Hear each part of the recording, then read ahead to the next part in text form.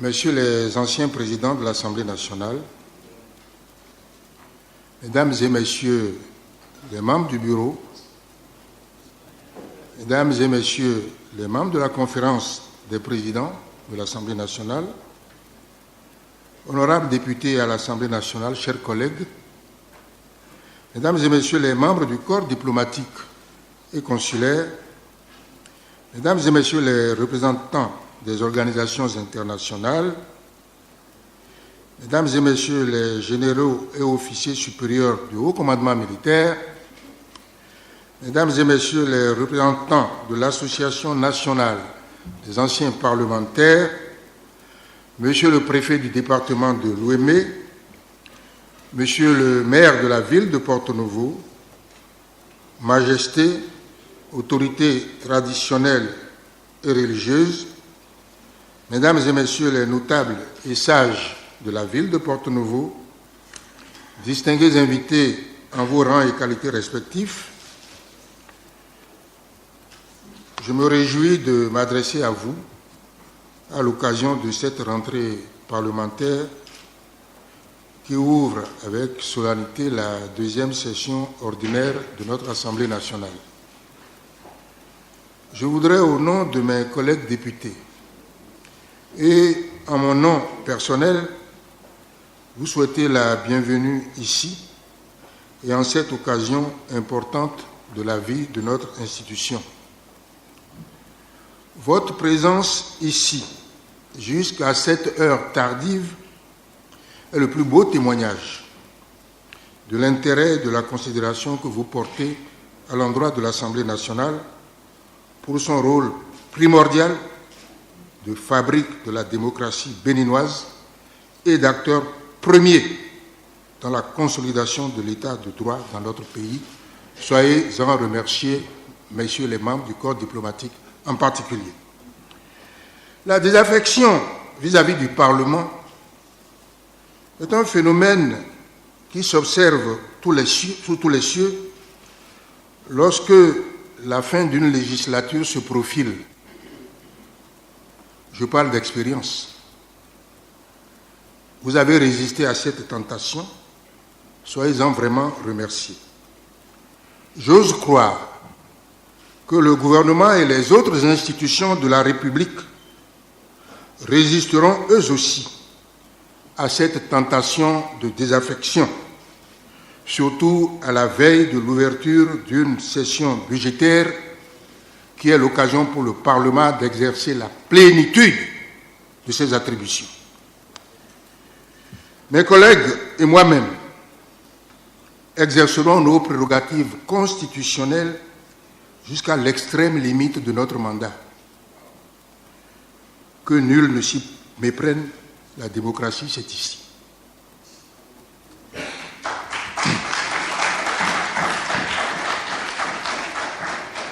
Honorables invités, chers collègues, cette rentrée parlementaire inaugure la dernière session budgétaire de la 7e législature.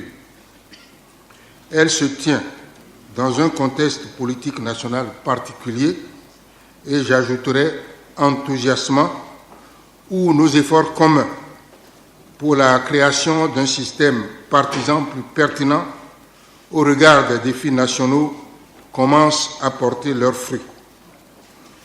Qu'ils vous souviennent, il y a un an, nous partagions dans les mêmes circonstances le diagnostic d'un système partisan proche de l'obsolescence.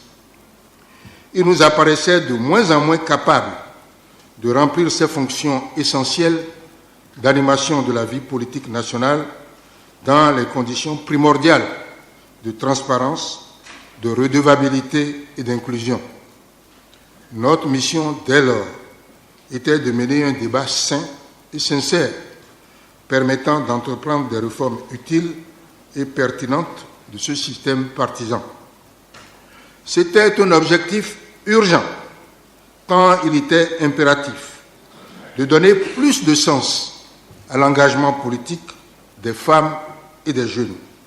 C'était un objectif nécessaire en ce qu'il permettait de mettre fin à la transhumance politique et de favoriser l'émergence de grands partis politiques plus performants et plus représentatifs. Et c'était un objectif courageux, dont je me sens honoré d'avoir porté avec vous le leadership. Ainsi, je me réjouis que nous soyons parvenus, au cours de la session parlementaire précédente, à adopter 2 textes de loi qui permettent de réaliser l'encadrement juridique de cette réforme. Mesdames, Messieurs, chers collègues, la charte des partis politiques au Bénin et le code électoral, puisque c'est de ces 2 textes législatifs qu'il s'agit, ont pu susciter des remous au sein d'une partie de l'opinion publique nationale et internationale. Ce sont des désaccords et des incompréhensions que nous attendions et que nous avons anticipés grâce au processus participatif et inclusif qui a abouti à l'adoption de ces lois. En effet, les propositions ont régulièrement fait l'objet de concertations qui nous ont permis de recueillir les observations et les avis d'un grand nombre d'acteurs et de parties prenantes. Ces observations, qu'elles proviennent de partis politiques ou d'organisations de la société civile, ont été prises en compte et débattues à l'hémicycle. C'est pourquoi, même si nous continuons d'entendre des récriminations, nous pouvons aussi dire aujourd'hui que ces désaccords, du moins ce qu'il en reste, ne sont désormais que l'expression marginale de rigidité qu'il faut attribuer à la tendance naturelle de toute société à craindre le changement, fût-il positif. Les améliorations que nous avons apportées au système partisan de notre pays sont d'autant plus importantes que l'enjeu était capital. Cet enjeu, je le résumais déjà lors de mon discours d'investiture en juin 2015, en tant que président de l'Assemblée nationale entrant, lorsque j'indiquais que sans une réforme d'envergure, le risque est grand de voir notre classe politique disparaître progressivement. Aujourd'hui, si nous pouvons nous féliciter d'avoir créé les fondements juridiques de cette réforme, il est évident que notre pari n'est qu'à moitié gagné et le risque à moitié évité. En effet, il nous reste à faciliter et à encourager l'application des réformes que nous avons initiées. Chers collègues, c'est à ce tournant important que je voudrais vous appeler, ainsi que la classe politique de notre pays dans son ensemble, à nous hisser à la hauteur des enjeux de ce bon qualificatif que nous amorçons. L'histoire politique de notre pays nous enseigne que nous avons su toujours recourir aux multiples valeurs du dialogue lorsque l'ampleur des enjeux nous l'ont imposé. Dialoguer pour nous, Béninois, n'est pas une option. C'est plus qu'un devoir républicain et citoyen. C'est une culture positive à laquelle les enjeux d'aujourd'hui nous appellent, comme cela a été le cas à de multiples occasions par le passé. Les discussions en cours entre les différentes formations et personnalités politiques relatives à l'application de cette réforme sont le témoignage qu'aujourd'hui encore, notre classe politique se reconnaît de cette culture du dialogue. Elles devront aboutir grâce à l'ouverture d'esprit de chacun et la capacité à voir, au-delà des querelles de chapelle, l'impératif qui est le nôtre d'entrer dans une nouvelle ère de l'histoire politique de notre pays. Je suis convaincu que nous y arriverons malgré les embûches. Il restera alors à adopter un financement des partis politiques par l'État, assorti de contrôle, sur la base des critères objectifs de représentativité et de couverture géographique.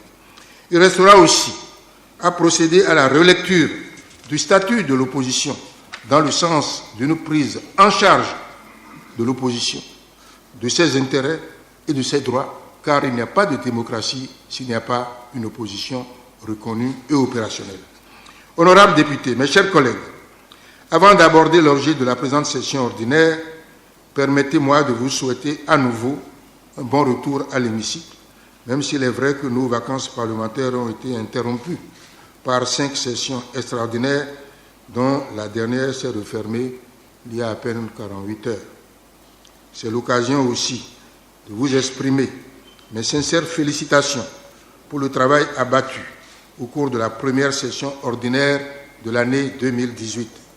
Elle nous a permis d'adopter 17 lois ordinaires et de procéder à la ratification d'accords de crédit qui ont eu pour effet de mettre un peu plus de 240 milliards CFA à la disposition de divers programmes de développement initiés par le gouvernement.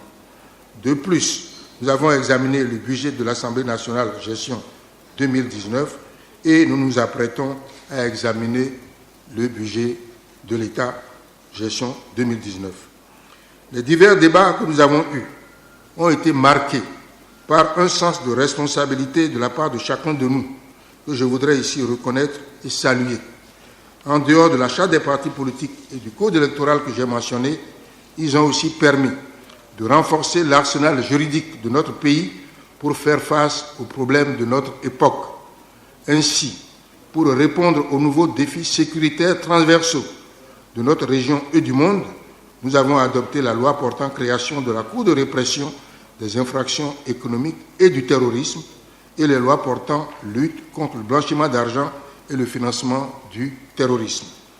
La loi sur le changement climatique et le code pastoral indiquent, dans une approche transversale aussi, qu'il est utile de relever les priorités qui doivent être celles des politiques publiques de notre pays dans cette thématique désormais centrale du développement. Par ailleurs, la loi encadrant l'exercice du droit de grève, le statut des magistrats et celui de la fonction publique réaffirme notre engagement aux côtés du gouvernement béninois pour moderniser et améliorer les performances du service public au profit des populations béninoises. Mesdames et messieurs, chers collègues, la Constitution de la République du Bénin du 11 décembre 1990 réserve la présente session ordinaire de l'Assemblée nationale à l'examen de la loi de finances 2019 dont le projet nous a été soumis par le gouvernement. Notre rôle est capital. En effet, la conjoncture économique et sociale de notre pays est largement déterminée par les choix budgétaires de l'État béninois qui demeure le principal employeur et l'un des plus importants clients de nombreuses entreprises privées. Cet exercice requiert à ce titre une minutie particulière de notre part. La discussion et le vote de la loi de finances nous permettront non seulement de valider un outil essentiel au fonctionnement de l'exécutif, mais également de nous placer dans une position privilégiée pour exercer nos attributions de contrôle de l'action du gouvernement, attributions auxquelles je nous invite. Je voudrais insister sur cette dialectique. Il nous sera d'autant plus facile d'exercer nos prérogatives de contrôle de l'action gouvernementale que nous aurons pris un soin particulier au débat en amont et au vote du budget général qui l'alimente. C'est une exigence démocratique qui ne peut souffrir d'aucune dérogation. Elle nous incombe en notre qualité de représentants du peuple béninois qui nous a élus pour porter sa voix et son regard.